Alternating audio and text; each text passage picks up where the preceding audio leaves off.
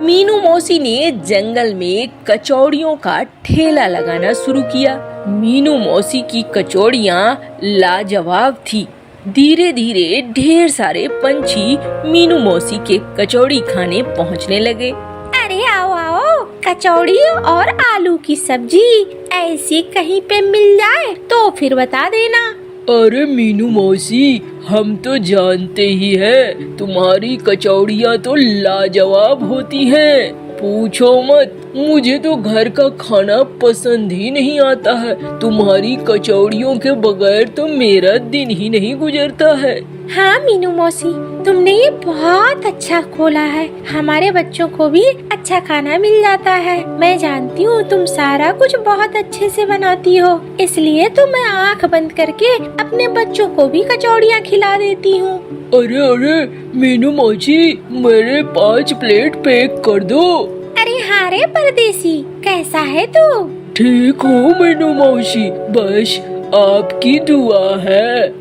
अरे मेरी दुआ नहीं है, मेरी कचौड़ी और आलू की सब्जी है। हाँ हाँ, तुम्हारी आलू सब्जी और कचौड़ी, इससे तो मेरा घर चलता है। मैं रोज ले जाता हूँ यहाँ से।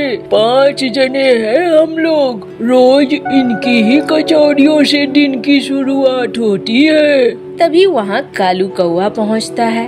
अरे मौसी, ये क्या, कचौड़ियाँ तो बड़ी मजेदार है तुम्हारी। हाँ रे कलमुहे, मजेदार क्यों नहीं होंगी?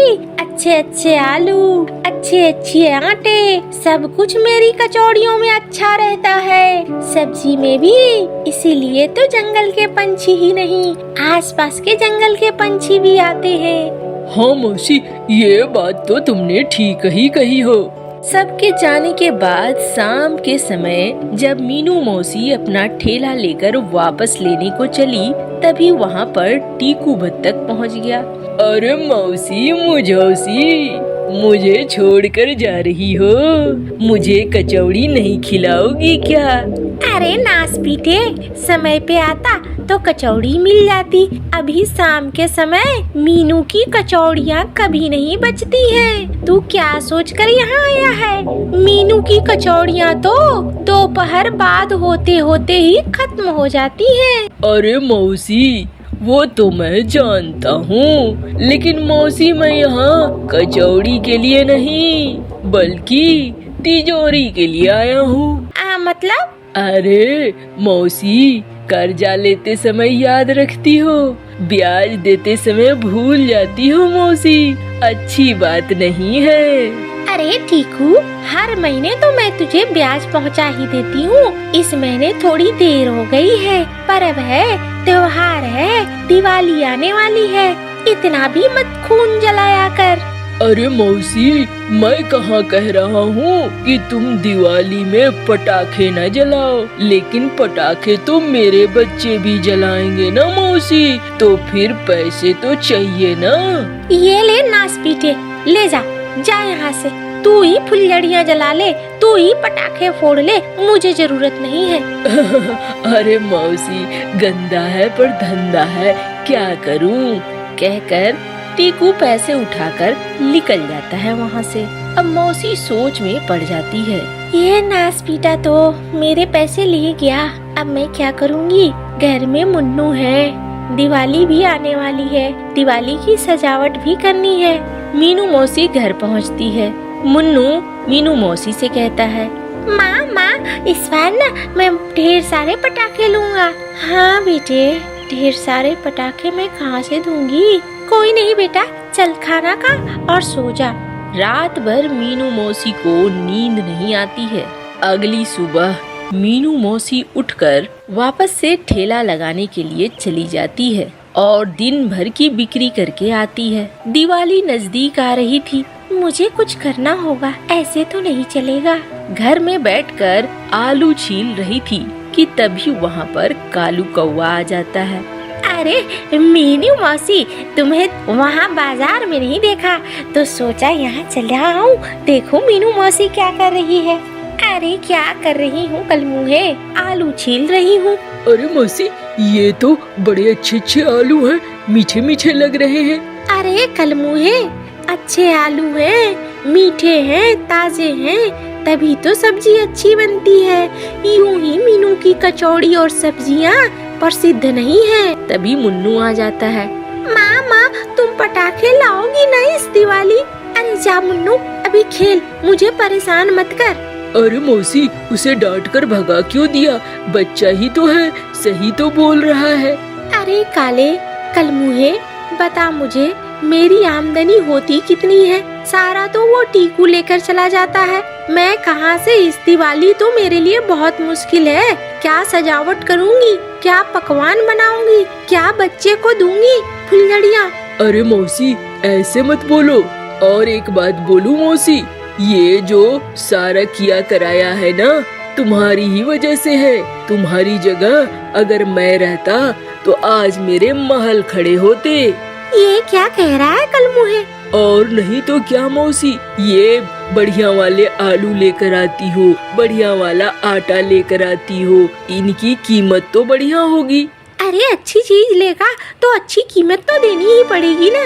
अब जरा बताओ, तुम्हारा मुनाफा क्या होता होगा? तुम्हारा मुनाफा तो खाक होता होगा।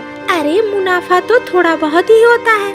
अगर मैं तुम्हारी जगह रहता तो काली पहाड़ी के पीछे वाले हाट से जाकर सब्जी ले आता, आलू वहीं से लाता, वहाँ सस्ते में मिलते हैं। और वहीं पास में रेडीमेड कचौड़ियाँ भी मिलती हैं, वो भी मैं ले आता। मुनाफा होता जबरदस्त। अरे लेकिन वो तो काली पहाड़ी के पास जो हाट लगती है, उसमें मैंने सुना है सब्जियां उतनी अच्छी नहीं रहती हैं। अरे मौसी, कौन सा तुम्हें खुद खाना है? ये तो तुम्हें बेचना ही है ना। इतना क्या सोच रही हो? बाकी तुम्हारी मर्जी। तुम्हारे बच्चे फुलझड़ी जलाए न जलाए, मुझे उससे क्या मतलब है। कालू कौवा ये कहकर निकल जाता है। मीनू मौसी के दिमाग में कालू कौवे की बात घूमने लगती है। अब मीनू मौसी भी काली पहाड़ी के पीछे जाती है। अरे यहाँ तो कैसी सब्जियाँ हैं, ताजी तो नहीं है, लेकिन क्या करूँ, एक बोरा आलू लेकर देखती हूँ कैसा रहता है। जैसा होगा वैसा करूँगी। एक बोरा आलू लेकर वापस आ जाती है मौसी। इस बार रेडीमेड कचौड़ियाँ भी ले लेती है। अगले दिन जब वो ठेला लगाती है तो भीड़ वैसी ही थी। अरे मीनू मौसी, दे दो भाई कचौड़ियाँ, कल तुमने दुकान ही नहीं लगाई। अरे हाँ, वो थोड़ी तबीयत ठीक नहीं थी। अरे मौसी, अपनी तबीयत ठीक रखा करो, तुम्हारी कचौड़ियों से हमारा दिन बनता है। क्यों भाइयों? हाँ हाँ, बात तो सही है। मौसी, मुझे 2 प्लेट पैक कर दो। अरे ये लो। मौसी कचौड़ियाँ पैक कर देती है। उस दिन तो सारी कचौड़ियाँ बिक जाती है। अब मौसी के मन में बहुत बातें चलने लगती है। अरे वाह, आज का मुनाफा तो बहुत ज्यादा हो गया। मजा आ गया। कल मैं और भी कुछ करूँगी, तभी ये मुनाफा बढ़ेगा। अगले दिन और भी पुराने आलू लेकर आती है और सब्जी बनाती है। अगले दिन फिर दुकान में वैसे ही वो बेचने लगती है। अरे मीनू मौसी, कल तुम्हारी सब्जी में उतना टेस्ट नहीं था। तुम्हारी सब्जियां तो बहुत अच्छी होती है। अरे मैं तो वैसे ही बनाती हूँ, उसमें कोई बात नहीं है। खा के देखो, अच्छी ही लगेगी। फिर भी ग्राहक लेकर जाते हैं। ऐसे कुछ दिन तक चलता है। फिर एक शाम, अरे आज तो कचौड़ियाँ बच गई हैं, वापस ले जाती हूँ। आज तक तो कभी ऐसा नहीं हुआ, लेकिन अब पंछी लगता है जैसे कम खा रहे हैं। रात भर मीनू मौसी सोचती है, मेरा मुनाफा तो ऐसे घट जाएगा, मुझे तो कुछ करना पड़ेगा। ऐसा करती हूँ, दाम बढ़ा देती हूँ। मीनू मौसी दाम बढ़ा देती है कचौड़ियों के। अरे मीनू मौसी, कचौड़ियों के दाम क्यों बढ़ा दिए? हमें खाने नहीं दोगी क्या? अरे क्या करूँ बिटुआ, बता, सारी चीजों के दाम कितने महंगे हो गए हैं। ऐसे में मेरा गुजारा चलेगा? मुझे भी तो घर चलाना है। अपनी चिकनी चुपड़ी बातों में मीनू मौसी कुछ ग्राहकों को फंसा लेती है, लेकिन कुछ ग्राहक नहीं फंसते हैं। और शाम होते होते, अरे आज तो ढेर सारी कचौड़ियाँ बच गई। इससे तो थोड़ी बदबू भी आने लगी है। क्या करूँ? कल इसमें केवड़ा डाल दूंगी, कल इसे बेचूंगी। अगले दिन फिर से वो पुरानी कचौड़ियों को ले आती है। अब धीरे धीरे ग्राहक बहुत कम हो गए थे। एक नया ग्राहक आता है। अरे तुम्हारी कचौड़ियों के बारे में सुना है, जरा खिलाओ एक प्लेट। हाँ हाँ, ये लो। मीनू मौसी एक प्लेट कचौड़ी देती है। थू, अरे ये कैसी कचौड़ियाँ है? कैसी दुर्गंध आ रही है इसमें से। तुमने ये क्या बनाया है? और वो फेंक देता है कचौड़ी। अरे मेरे पैसे देके जा। अरे पैसे मांगती है? एक तो तूने ये गंदी चीज खिलाई, ऊपर से पैसे मांगती है। तेरी इतनी हिम्मत। देख, मीनू से पंगा मत ले। और मीनू मौसी झगड़ा करने लगती है, मारपीट पर उतारू हो जाती है। वो पंछी भी मारपीट पर उतारू हो जाता है। मौसी, अभी मैं लेकर आता हूँ इस जंगल के मुखिया को। मैं पूछता हूँ आखिर क्या है न्याय। आखिरकार मुखिया बाज को बुलाया जाता है। मीनू मौसी, तुम्हारे कचौड़ियों की शिकायत बहुत दिनों से आ रही थी। तुमने ये गलत किया है। आज के बाद तुम ठेला नहीं लगाओगी। मीनू मौसी रोने लगती है। अरे नहीं, ऐसा मत करो मुखिया, मैं तो बर्बाद हो जाऊंगी। ये सब कुछ मैंने दिवाली में अपने बेटे के लिए किया। उसके पास पटाखे नहीं है, फुलझड़ियाँ नहीं है। मुझे माफ कर दो बेटा। सारे पंछी उसकी बात सुनकर हैरान हो गए और सारे फिर मुखिया से कहने लगे, मुखिया जी जाने दो, मौसी ने इतने दिनों तक बहुत अच्छी कचौड़ियाँ खिलाई है। मौसी, आगे भी तुम ये बेईमानी का रास्ता छोड़ दो। जैसे खिलाती थी वैसे ही खिलाओ। ये जंगल हमारा है, हम सब मिलकर दिवाली मनाएंगे। तुम्हारे बेटे को भी फुलझड़ियाँ मिलेंगी, पटाखे मिलेंगे। तुम बिल्कुल भी परेशान नहीं हो मौसी। हाँ बेटा, मैं माफी मांगती हूँ, आप सभी से माफी मांगती हूँ। मैं आज के बाद जैसे पहले कचौड़ियाँ बनाती थी ईमानदारी से, वैसे ही बनाऊंगी। अरे मौसी चलो, हमें तुम पर यकीन है। अब चलो दिवाली की तैयारी करो। अब जंगल के गांव में दिवाली की तैयारी होती है और मीनू मौसी का बेटा भी पटाखा छोड़ता है। माँ देखो मेरी फुलझड़ी, माँ देखो मेरे पटाखे। और सभी खुश हो जाते हैं। अरे बहू, सुन रही हो क्या? हाँ पिताजी, कहिए। अरे बिजली बहू, बेटे कालू को कहना मैं खेतों पर इंतजार करूँगा, वो खेत पर पहुँच जाए। मैं तो कह दूंगी पिताजी, लेकिन कालू जी जगेंगे तब तो। ये तो कुंभकर्ण की नींद सोते हैं। अरे बिटिया, जगा कर भेज देना। आज टीकू सेठ ने कहा है कि अच्छे से खेत की मड़ाई करनी है, वरना फसल अच्छी नहीं होगी। तुझे तो पता ही है हमने टीकू सेठ से कितना कर्जा ले रखा है। अगर ऐसे चलता रहा तो हम जिंदगी भर कर्जा ही चुकाते रह जाएंगे। हाँ पिताजी, मैं भेज दूंगी, आप जाइए। कालू कौवा का बूढ़ा पिता खेत पर काम करने के लिए चला जाता है और आलसी कालू दिन भर सोता रहता है। अजी सुन रहे हो? अजी उठते भी हो? अरे क्या है बिजली, क्यों परेशान करती रहती हो? पिताजी ने आपको खेतों पे बुलाया है।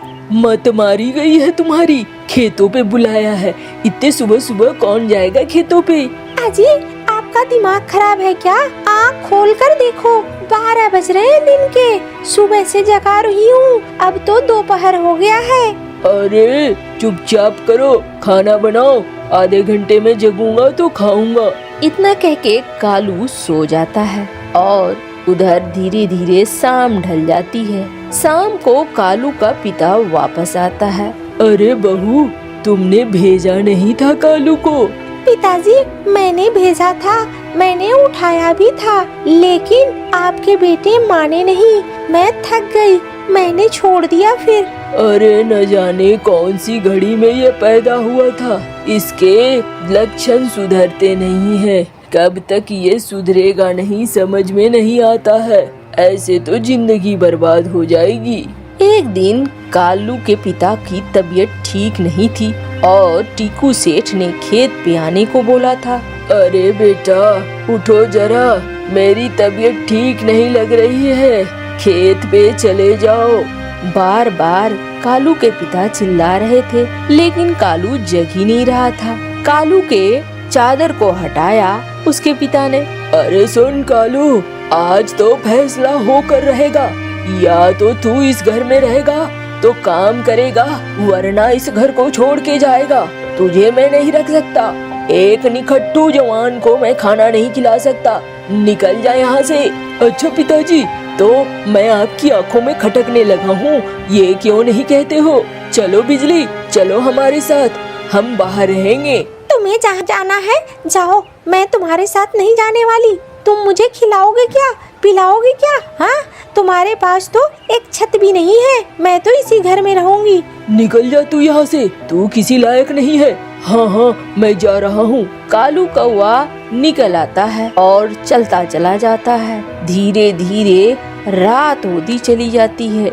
गुस्से में कालू कौवा कहाँ उड़े चला जा रहा था, उसे खुद भी पता नहीं था। जब वो काली रात में जंगल के बीचों बीच पहुँच गया, तब उसे एहसास हुआ कि वो तो जंगल में भटक गया है। अरे ये मैं कहाँ आ गया? ये तो मैं जंगल में आ गया हूँ, वो भी घने जंगल में। पता नहीं वापस कैसे जाऊँगा। तभी उसे एक रोशनी दिखती है और रोशनी को देखते हुए कालू उस तरफ बढ़ता है। वहाँ देखता है वो ढेर सारे डाकू पंछी बैठे हुए हैं। अरे ये तो डाकू पंछियों का गिरोह है, यहाँ तो मुझे खतरा हो सकता है। वो वहाँ से भागने ही वाला होता है कि सामने रखा एक डब्बा गिर जाता है और डाकुओं का सरदार सामने आ जाता है। अरे ये काला कौवा यहाँ क्या कर रहा है? अरे तू क्या पुलिस का आदमी है क्या? अरे नहीं नहीं, मैं पुलिस का आदमी नहीं हूँ, मुझे माफ कर दो भैया, मैं तो जंगल में भटक गया था, मुझे वापस जाना था। यहाँ रोशनी देखी तो सोचा यहाँ चला आऊं, पूछ लूंगा किसी से जाने का रास्ता और निकल लूंगा। अच्छा, पुलिस का आदमी नहीं है ना तू? नहीं नहीं नहीं, मैं पुलिस का आदमी नहीं हूँ। ठीक है, तो आज की रात यहाँ रह लो, कल निकल जाना सुबह। कालू सोचने लगा, अरे आज का तो इंतजाम हो गया, लेकिन कल का क्या होगा? क्या सोच रहे हो? कुछ नहीं, मैं सोच रहा हूँ कल मैं कहाँ जाऊँगा। क्यों, अपने घर जाओगे? और कहाँ जाओगे? तुम्हारा घर कहाँ पे है? घर में कौन कौन है? मेरे घर में कोई नहीं है, मैं अनाथ हूँ, ना मेरा घर है, कुछ भी नहीं है। अच्छा, अगर ऐसा है तो हमारे ही साथ रह लो। तभी वहाँ से छगन डाकू निकल कर आता है। सरदार, इसे रखना अच्छा नहीं होगा सरदार, हम इसे न जानते हैं न पहचानते हैं। अरे चुप करो, मैं हूँ इस गिरोह का सरदार, तू नहीं है। छगन, जाओ वहाँ जाकर बैठ, और मैंने कहा ना ये हमारे साथ रहेगा, तो ये हमारे साथ रहेगा, ये माखन का वादा है, और माखन जो कहेगा वही होगा। हाँ सरदार, वो तो है ही। अच्छा, ओ काले कौवे, ये बता, खाना बनाना आता है? कालू सोचने लगता है, अरे मैंने तो कभी खाना बनाया नहीं है, अभी बोल देता हूँ। हाँ हाँ हाँ सरदार, आता है, बना लूंगा, आपको शिकायत का मौका नहीं दूंगा। क्या नाम है तेरा? कालू नाम है सरदार। अरे वाह, तू कालू और ये लुक्का, देख क्या जोड़ी लग गई है। इसके साथ मिलकर तू खाना पीना और घर के सारे काम करेगा, ठीक है ना? हाँ हाँ सरदार, मैं आपको कभी भी किसी तरह का शिकायत का मौका नहीं दूंगा सरदार। चलो बढ़िया है। कालू था तो आलसी, लेकिन यहाँ पर वो फंस गया था। वहीं लुका बहुत ही ईमानदार और मेहनती पंछी था, वो सारे काम करता था। धीरे धीरे कालू ने भी लुका से सब कुछ सीख लिया और खाना बनाने लगा। धीरे धीरे सभी डाकू कालू के ऊपर यकीन करने लगे। अरे वाह कालू, क्या स्वादिष्ट खाना बनाता है तू, मजा आ गया। क्यों भाई छगन? हाँ सरदार, खाने में स्वाद है इसके। तभी वहाँ पर लुका कहता है, मालिक ये ना बहुत अच्छे से, बहुत मेहनत से करता है काम। वाह वाह, ये तो बहुत अच्छी बात। धीरे धीरे सारे डाकू पंछी यकीन करने लगते हैं और डाकुओं का सरदार माखन बहुत ज्यादा भरोसा करने लगता है कालू पर। अरे आज तो तूने बड़ी अच्छी खीर बनाई थी। हाँ सरदार, ये ले, ये जो गहने हैं ना, ले जाकर अंदर बक्सा में रख दे। मैं तुम पर बहुत यकीन करता हूँ। हाँ हाँ सरदार। कालू ने धीरे धीरे सबका मन जीत लिया था और माखन बहुत यकीन करता था। जो भी कुछ लूट कर लाता वो कालू को रखने के लिए दे देता और कालू घर के अंदर बने संदूक में उसे जमा कर देता। लेकिन धीरे धीरे कालू के ऊपर उसका आलस हावी होने लगा। अब कालू ज्यादातर काम लूका के ऊपर छोड़कर सोने लगा था। लूका कोई भी काम करने को कहता तो वो बहाना कर देता था। एक दिन माखन ने कालू से कहा, अरे कालू, एक कप चाय बना दे जरा। मेरे पेट में दर्द है, मैं अभी नहीं बना सकता सरदार। आप लूका को बोलो ना, वो बना देगा। मैं नहीं बनाऊंगा सरकार, इसके हमेशा कभी पेट दर्द, सर दर्द यही करने लगता है। मैं दिन भर काम करता रहता हूँ, मैं थक जाता हूँ। मुझे काम करने में कोई दिक्कत नहीं है, लेकिन एक बात है सरकार, ऐसे नहीं चलेगा। इसे अगर यहाँ रहना है तो मेरे साथ काम करना पड़ेगा। अरे ये क्या सुन रहा हूँ कालू मैं? तूने कहा था मैं शिकायत का मौका नहीं दूंगा, तो आज तूने ये कौन सा मौका दे दिया है? मुझे ये बिल्कुल पसंद नहीं है। सरदार डांट लगाता है। अगले दिन लूका बाजार से आ रहा था। उसने देखा गरम गरम पकौड़े तल रहे थे। उसने सबके लिए एक एक पकौड़ा खरीद लिया। वापस आकर गिरोह में सबको एक एक पकौड़े दे दिए और लास्ट में जो पकौड़ा बचा था वो ले जाकर कालू को दिया। अच्छा, सारे ने खा लिया और उसके बाद मुझे बचा हुआ पकौड़ा देते हैं। माखन, तूने मेरी बेइज्जती की है। लूका, तूने भी मेरी बेइज्जती की है। मैं बदला जरूर लूंगा। कालू ये मन ही मन सोच रहा था। जैसे ही उसने एक पकौड़ा खाया, देखा जो कागज में लिपटा हुआ था उस कागज में माखन की फोटो थी और उसमें 5 लाख के इनाम की बात कही गई थी। अच्छा, अब मुझे मिला है मौका। मैं अब सारे बदले लूंगा जो तुम लोगों ने मेरा अपमान किया है। तभी लूका शाम को कहता है, अरे कालू, चलो भाई, हम लोग खाने की तैयारी कर लेते हैं, ये रात होने वाली है।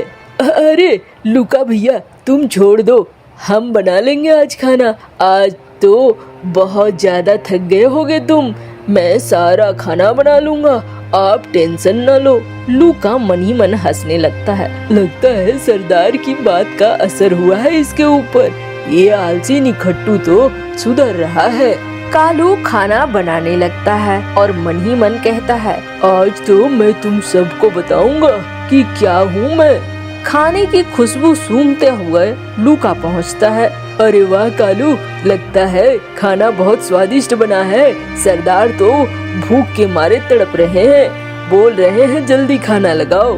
हाँ हाँ, बस 5 मिनट में खाना बन जाएगा, सबके लिए खाना तैयार हो जाएगा। बीच में ही वो सबसे नजरें बचाते हुए कढ़ाई में नशीला पदार्थ मिला देता है और सभी को फिर खाने के लिए देता है।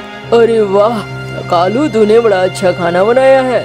हाँ मालिक, बस आप लोगों की दुआ है। धीरे धीरे खाना खाते ही सारे डाकू पंछी बेहोश हो जाते हैं। सारा सोना चांदी लेकर कालू वहाँ से सीधे भागता है और पहुँचता है पुलिस स्टेशन। अरे थानेदार साहब, चलिए चलिए, माखन डाकू है वहाँ पर। अरे तू झूठ तो नहीं कह रहा है? अरे नहीं नहीं, तू कैसे पहुँचा माखन डाकू के पास? उसने पुरानी सारी कहानी बताई। अच्छा, गलत हुआ तो जेल में बंद कर दूंगा। दिवाली के दिन परेशान मत करना मुझे। अब मैं जानता हूँ आज दिवाली है, लेकिन माखन को आप पकड़िए। ठीक है, चलो। उसी रात माखन को पकड़ने के लिए पहुँचते ही पुलिस और सभी को बेहोश देखकर, अरे वाह, ये तो सचमुच माखन है। कल कालू, तुझे जंगल में सबके सामने पुरस्कार मिलेगा। अपने माता पिता के साथ आना। ठीक है सरकार। और आखिरकार कालू घर पहुंचता है। घर में कुछ भी नहीं था, दिया भी नहीं जला था। अरे पिताजी, अरे कालू आ गया बेटा। अजी आ गए आप? हाँ, और मैं अब जान गया हूँ, सुधर भी गया हूँ। ये लो पिताजी। अरे इतना सारा सोना चांदी तू कहीं से चोरी करके तो नहीं लाया? चोरी तो किया है पिताजी, लेकिन डाकुओं के घर ही किया है, इसलिए कोई बात नहीं है। और फिर अच्छे से उनकी दिवाली मनती है। ढेर सारे पटाखे फुलझड़ियों के साथ दिवाली कालू ने अपने परिवार के साथ अच्छे से मनाई।